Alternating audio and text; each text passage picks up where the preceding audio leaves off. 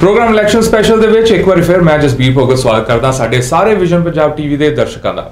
ਜਿਸ ਤਰ੍ਹਾਂ ਕਿ ਤੁਸੀਂ ਸਾਰੇ ਜਾਣਦੇ ਹੋ ਕਿ ਪ੍ਰੋਵਿੰਸ਼ੀਅਲ ਇਲੈਕਸ਼ਨਸ ਮੈਨੀਟੋਬਾ ਦੀਆਂ ਅਨਾਉਂਸ ਹੋ ਚੁੱਕੀਆਂ ਨੇ 10 ਸਤੰਬਰ ਨੂੰ ਇਹ ਹੋਣਗੀਆਂ। ਇਸੇ ਕੜੀ ਦੇ ਤਹਿਤ ਅਸੀਂ ਗੱਲਬਾਤ ਕਰਦੇ ਹਾਂ ਅਲੱਗ-ਅਲੱਗ ਕਨਸਟੀਚੁਐਂਸੀਆਂ ਦੇ ਅਲੱਗ-ਅਲੱਗ ਕੈਂਡੀਡੇਟਸ ਦੇ ਨਾਲ ਔਰ ਜਾਣਦੇ ਹਾਂ ਉਹਨਾਂ ਦੀ ਰਾਏ ਔਰ ਉਹਨਾਂ ਦੇ ਵਿਜ਼ਨ ਬਾਰੇ ਜਿਹੜਾ ਕਿ ਉਹ ਲਿਆਉਣਾ ਚਾਹੁੰਦੇ ਨੇ ਅਪਲਾਈ ਕਰਨਾ ਚਾਹੁੰਦੇ ਨੇ ਜੇ ਉਹ ਐਮਐਲਏ ਬਣ ਜਾਣ।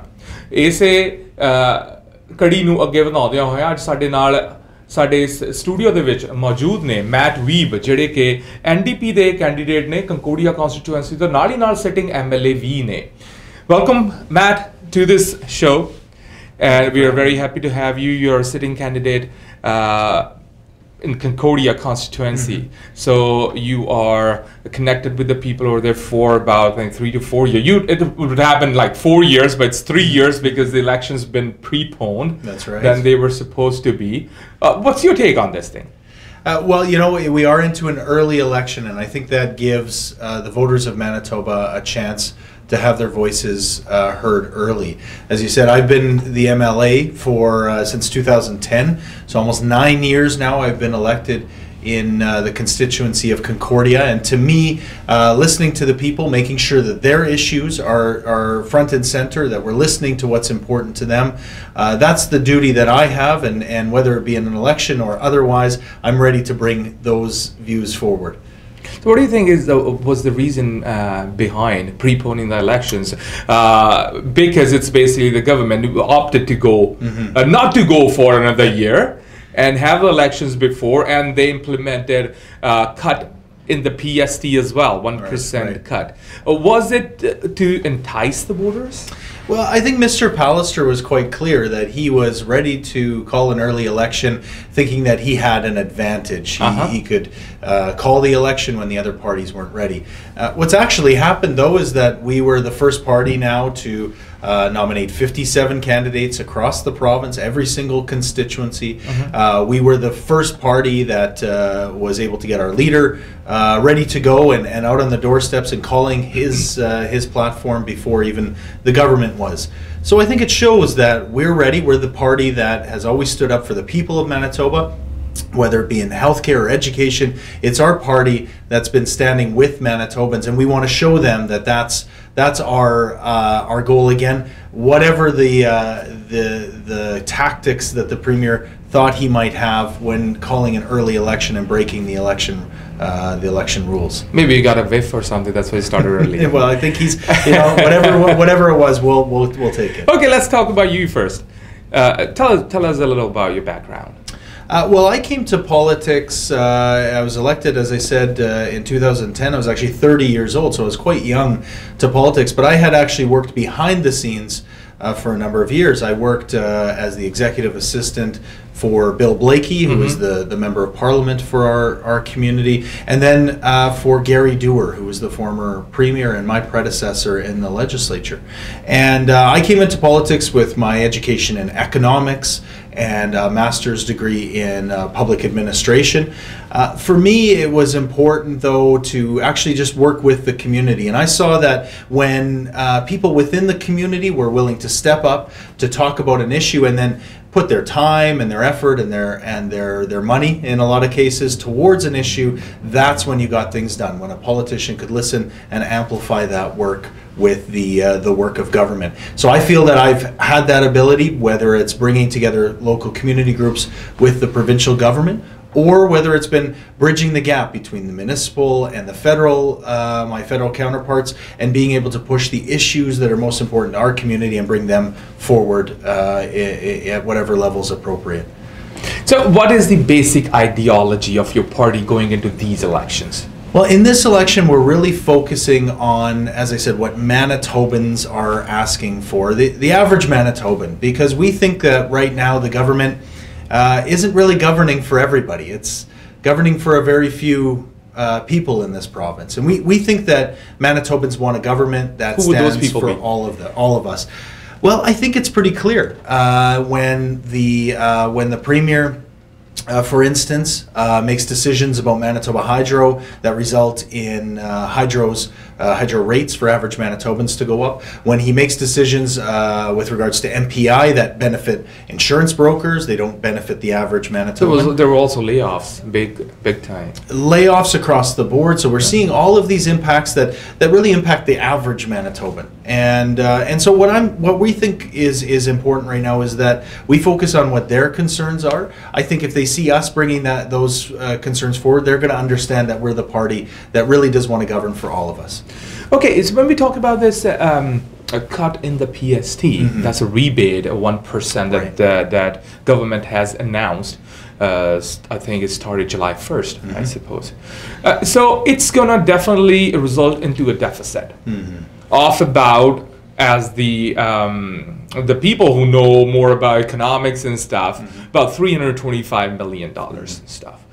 So where are they planning to cover it? And also, if N.D.P comes into power, so where do they want to cover this deficit from? Right. Well, it is a big concern because right now what's happening is that healthcare has been cut across the board, whether that be the emergency room at Concordia Hospital or Seven Oaks Hospital, whether it be personal care homes that were canceled, whether it be other programs that helped people while they were dealing with healthcare issues in their family. So that's where we've seen the cuts now. Healthcare, education, funding to the K-12 system has been frozen. Funding to universities has been frozen. So we're seeing right across the board, the government has chosen to put those cuts and those freezes on those things that people care about most. And then on top of that, they haven't made life any more affordable, unfortunately. They say, well, we're saving a few dollars on the PST, but at the same time raising the hydro rates, allowing and property taxes and stuff. Property tax at the city level. So what we're seeing is the impact on average people, and I don't think that we're actually making life more affordable right now. Things are actually getting more expensive for the average person. So I think what's important is that we focus those resources that we have. We actually put those resources we have to the smart investments, whether it be in education or healthcare, and actually seek to see a return on those investments rather than simply see it as an expenditure. There is a way that we can invest smartly. We can say that there's going to be a good return on investment, and that will actually, I think, benefit the whole province, benefit all of people, and really show that it's all of us that are impacted by this. Let's talk about these issues one by one. Okay, let's talk about the ER closing. What's N.D.P's take on that? What are they planning to do if they come into power? Well, we just announced today that we are going to reopen the Concordia and the Seven Oaks ERs as soon as possible. Is it just an election promise? Did your economists do some homework behind the scene to figure out the funding and stuff?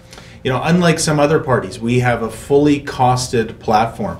And when we say we've looked into this, we've not only talked to our own economists and others who are familiar with the government budgeting, but we've also talked to those frontline experts who say that right now it's imperative that we have more beds in the system. Now, that's not the only issue in the healthcare system. We know that there's not enough nurses, there's not enough healthcare aides. So there's a lot of work to repair the damage that has been caused by Brian Pallister. N.D.P. proudly projects itself to be working class based party, right?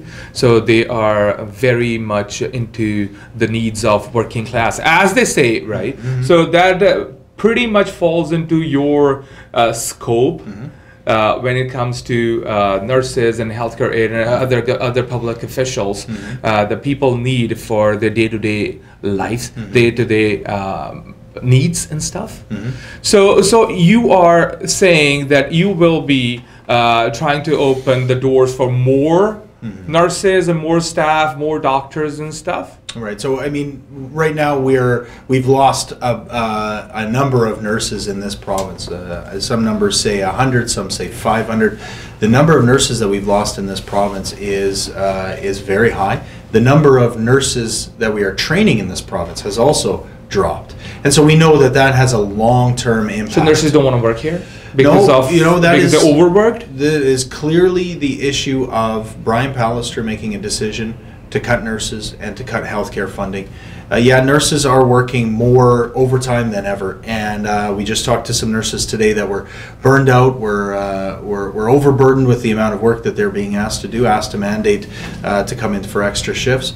There's also a freeze on the Crown Corp employees' wages and stuff. That's right. I mean, these impacts are being felt across the board.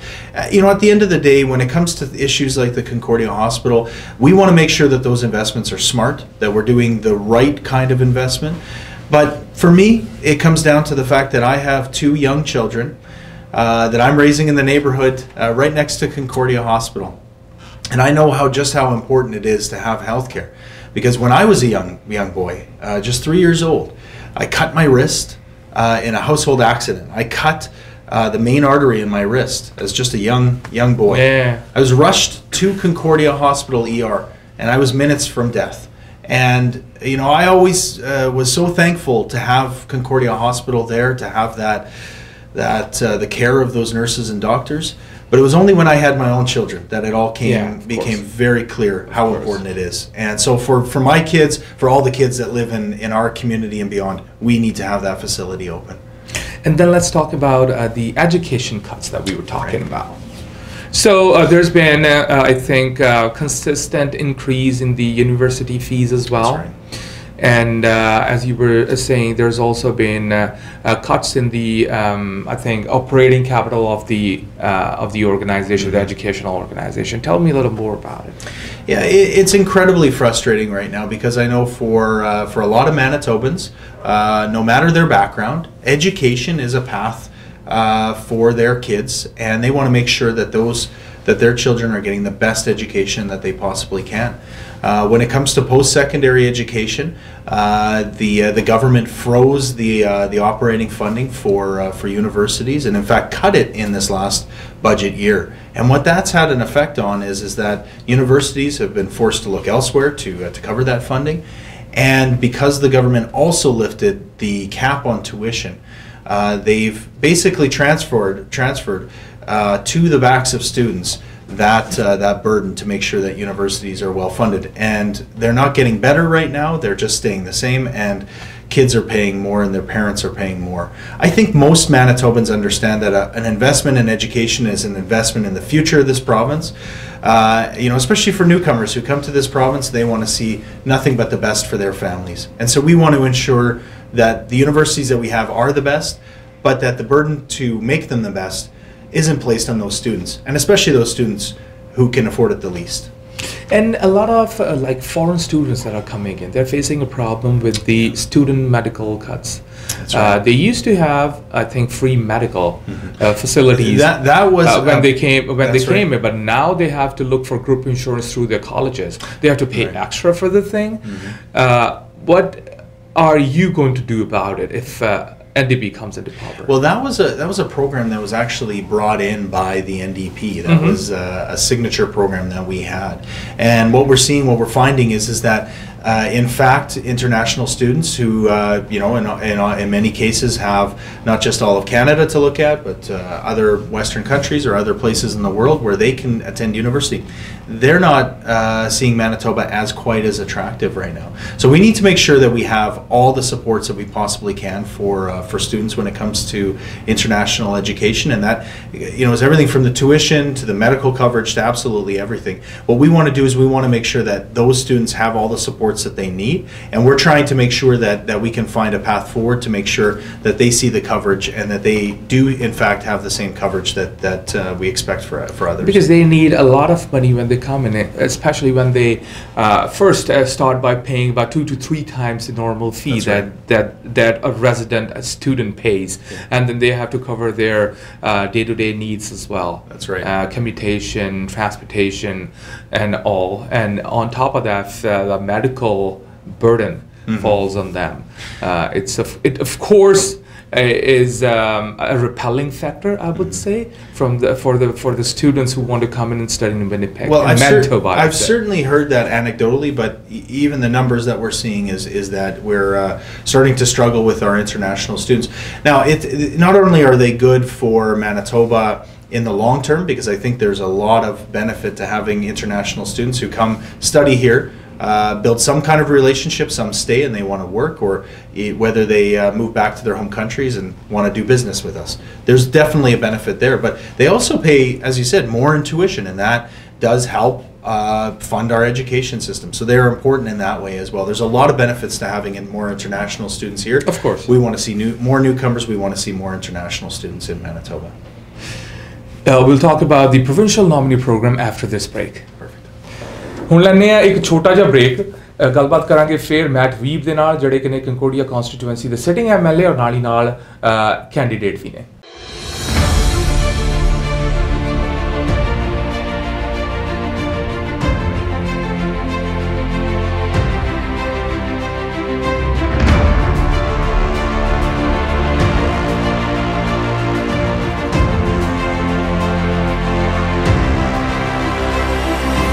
Break तो बाद एक बार फिर स्वागत है साढ़े सारे दर्शकों का प्रोग्राम इलैक्शन स्पैशल दे विच मैट वीव जिन्हां दे नाल असीं गलबात कर रहे हैं अज N.D.P के कैंडीडेट ने और सिटिंग MLA भी ने कंकोडिया कॉन्स्टिट्यूएंसी जिहड़ी विनिपेग दी है Matt, we were talking about student migration to Manitoba and a drop per se in their coming in. Let's talk about the provincial nominee program.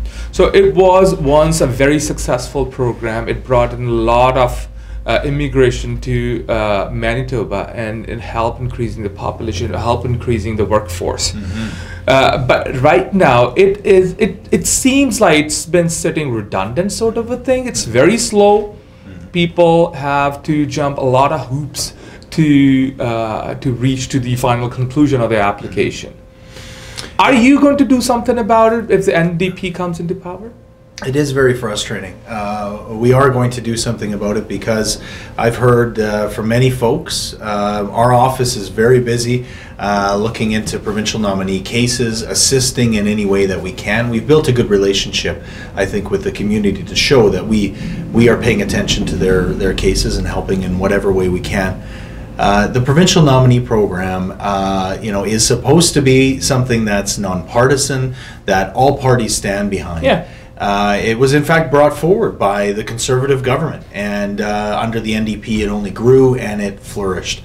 Now, though, we're seeing that it's once again under attack. As you said, it's not being looked after in a way. Exactly, it's being neglected. And then on top of that, there was a $500 fee that was added for all PNP applicants, which we think is unfair and frankly doesn't address the issue, because when that money was collected, it did not go to enhancing the program. In fact, it went just into general revenue. So there's a real frustration there that we don't think that the program has been increased or enhanced in any way. We want to enhance it, and in fact, we want to work very closely with the communities that are here and with others to make sure that we get the right kind of people here, but that ultimately it's a program that can benefit families. It can benefit absolutely everybody, because we know that a strong immigration system is not one that only focuses on those who are impacting our economy in a direct way, but all of the support and all of the others that come together to make sure that the families that come here are happy, that they want to stay here, and that they can be successful. I mean, we've seen a lot of pressures on newcomer families here. Not too long ago, there was a change to the ride-sharing regulations and laws here in this province, and it wasn't. The Conservatives didn't stand up and didn't stand with the community when they asked very simply for a level playing field.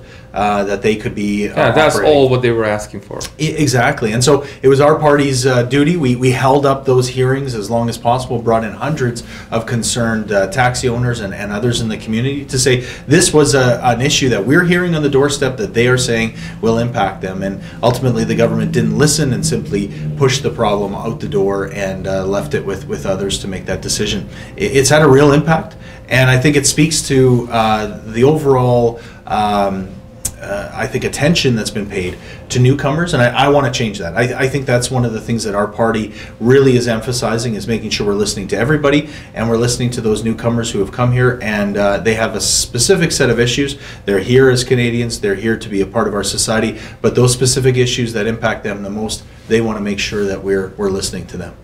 So a lot of East Indian communities involved in taxi business, as you know. Right.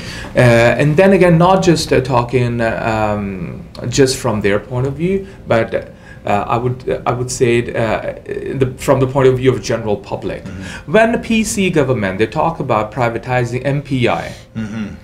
So how would that affect the general public and of course taxi business as a whole, because that is basically transportation business, and MPI premiums, they fluctuate their profits greatly. Right.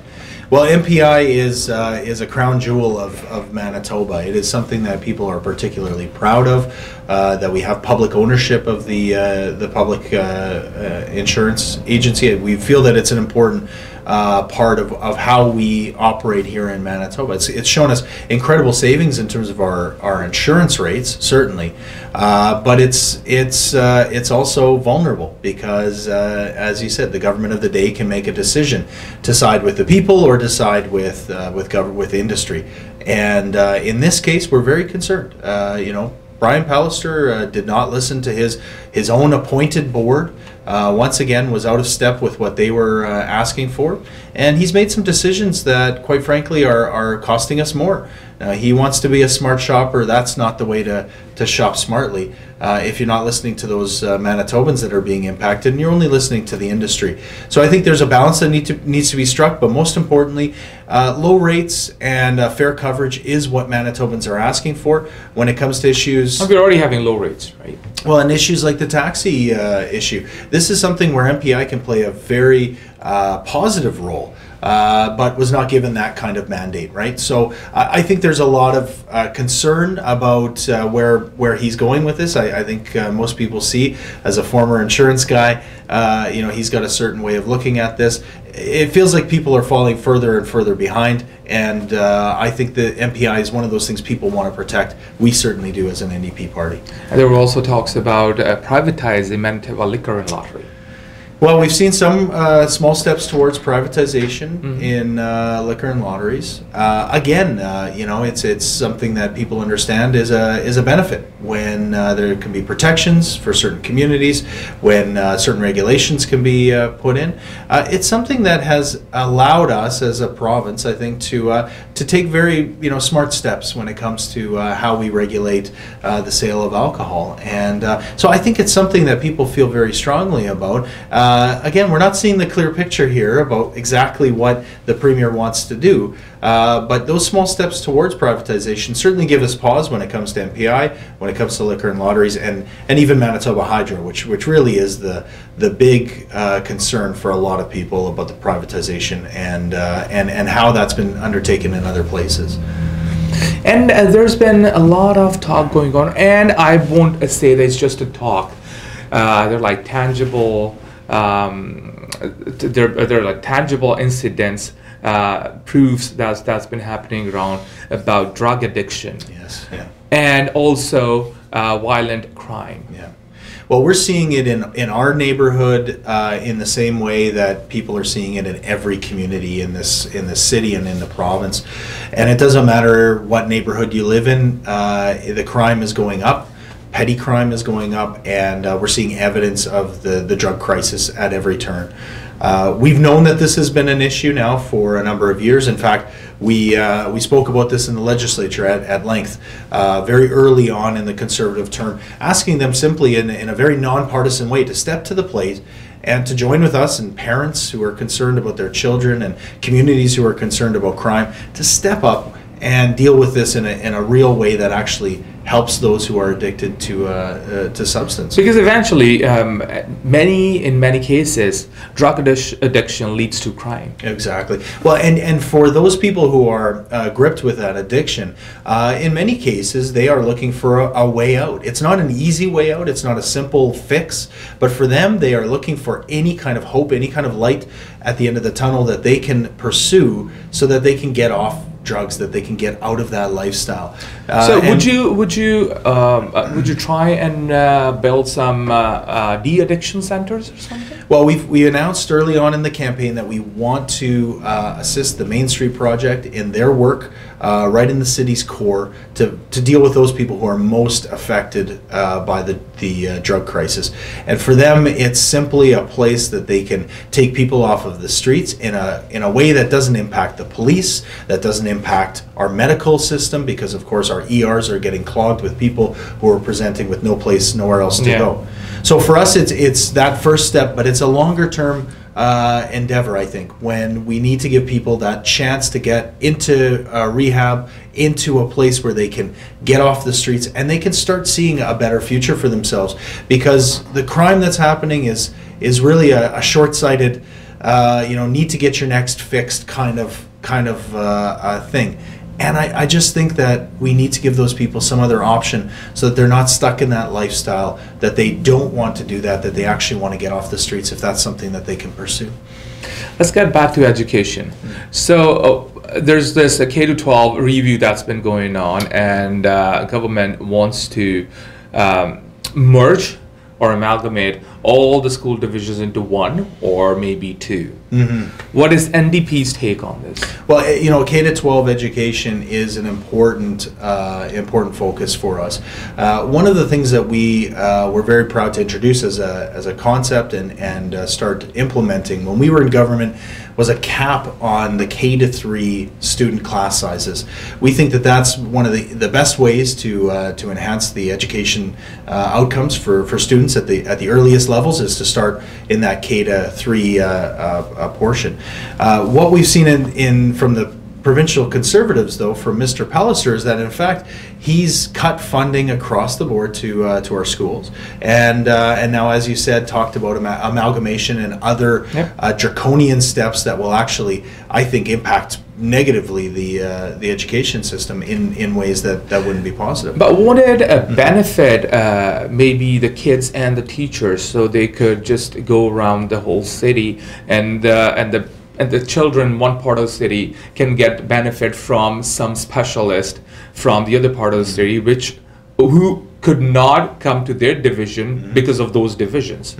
Well, we undertook, along with the government, they undertook a system-wide review. And we took the time to also go out and speak to Manitobans. We went across the province, talked to Manitobans in all different parts of the province.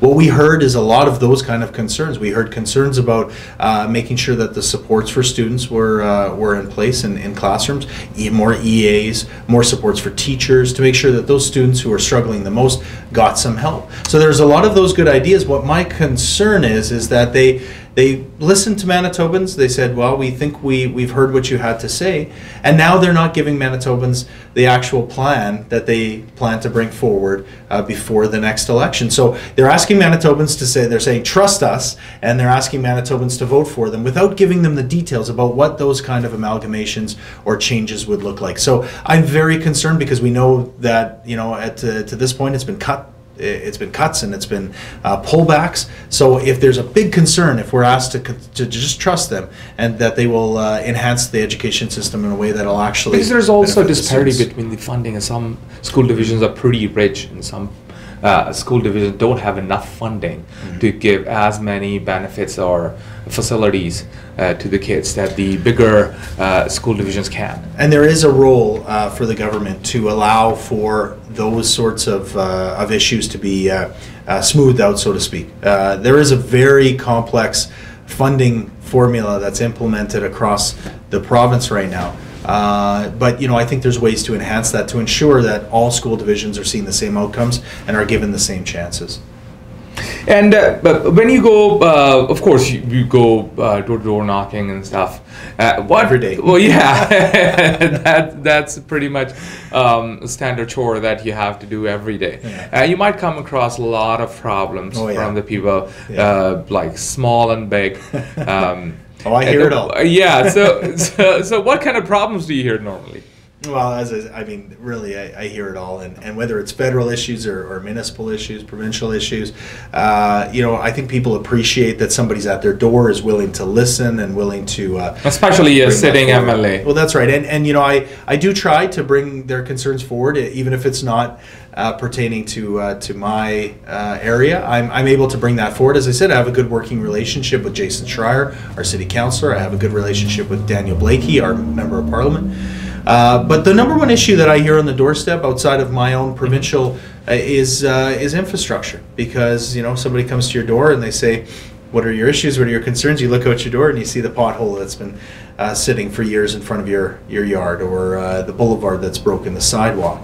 And it may seem small, it may seem... A lot of them are municipal issues, right? Well, it is. It is a municipal issue, but in this case, I'm able to say that actually, the provincial government has a role to play here. That when a Manitoban pays their taxes, they don't care who it goes to. If it goes to the city, the province, or the federal government, what they care about is that the services they expect. They have a good rapport with the councillors and stuff, right? Exactly, and I'm able to bring those forward.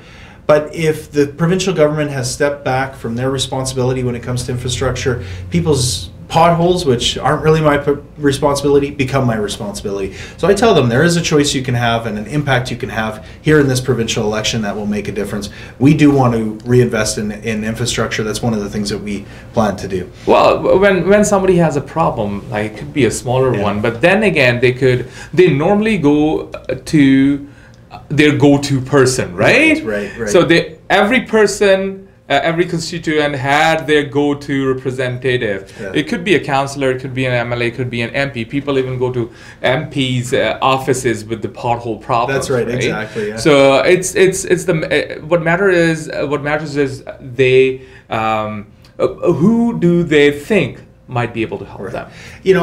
One of the best parts of my job is that our constituency office, our community office, is a hub. It's a busy place, and we get people in all the time. And it can be as simple as, and we get this every day. Can you make a photocopy for me? Can you help me with my resume? Some people just stop in for a chat. That's the best part of my job, because I get a chance to hear from the community directly. I get a chance to hear what their concerns are, and as you said, hopefully be able to hear something that I can either pass on to another level of government, or I can help solve myself.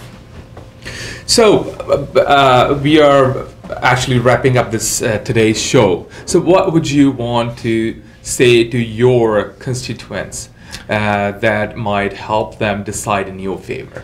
Well, I think people sometimes try to think about the overall picture, what might happen in the larger picture of the provincial election, and there's very good reasons to think why even the polls might be wrong this time around. We really don't know what's going to happen. What I hope people focus on is what party and what candidates are coming to your door talking about those issues you care about healthcare, about education, about those things that are of concern every day to you and your family, and affordability. I hope that they see those as the issues that are most important. And I think what they'll see is that myself as an MLA, I've fought hard for those issues. I've been in the forefront, leading the charge on the fight to keep the Concordia ER open. I've also been the one who's been, as education critic, fighting for education, better schools. I have 2 young kids, and for me that's the driving force, is to make sure that they have a better education system. So I've been standing up on those issues. I'm hoping that they see that, and who knows what's going to happen in the larger context. What I can say is that every vote in this campaign will matter, and especially in Northeast Winnipeg, where the hospital closure has had such an impact. No matter what happens in the rest of the province, if we can show a strong showing that healthcare is the #1 priority, will make the Premier listen, will make the government listen one way or another. And do you have any policy for generating more employment? Employment is absolutely, and that's going to be a big part of what we talk about. As I said, I've talked a little bit about education. That's a big part of it. But we need to talk about the green economy and how we can actually, as a province, start looking forward, having a jobs plan. Because to this point, we haven't had one. The Premier hasn't actually brought forward a workable jobs plan, a jobs plan that actually focuses on employment in the future. It's one of the main things we want to talk about, and we're going to continue to talk about it in the campaign. Alrighty, with this we wrap up today's show. thank you so much for coming in, and thank you so much for joining us in this studio. Thank you and very we much. wish you all the very best for your campaign. Thank you very and much. may the best person win. I appreciate that. Thank you very much. ਅੱਜ ਅਸੀਂ ਗੱਲ ਕਰ ਰਹੇ ਸੀ mat ਵੀਬ ਦੇ ਨਾਲ, ਜਿਹੜੇ ਕਿ ਕੰਕੋਰਡੀਆ constituency ਦੇ ਸਿਟਿੰਗ ਐਮਐਲਏ ਨੇ, ਨਾਲ ਹੀ ਨਾਲ ਕੈਂਡੀਡੇਟ ਨੇ ਆਉਣ ਵਾਲੀਆਂ ਪ੍ਰੋਵਿੰਸ਼ੀਅਲ ਇਲੈਕਸ਼ਨਸ ਦੇ ਵਿੱਚ। ਅੱਜ ਦਾ ਪ੍ਰੋਗਰਾਮ ਇਲੈਕਸ਼ਨ ਸਪੈਸ਼ਲ ਇੱਥੇ ਹੀ ਹੁੰਦਾ ਹੈ ਖਤਮ। ਆਪਣੇ ਹੋਸਟ ਜਸਬੀਰ ਭੋਗਲ ਨੂੰ ਦਿਓ ਇਜਾਜ਼ਤ। ਸ਼ੁਕਰੀਆ।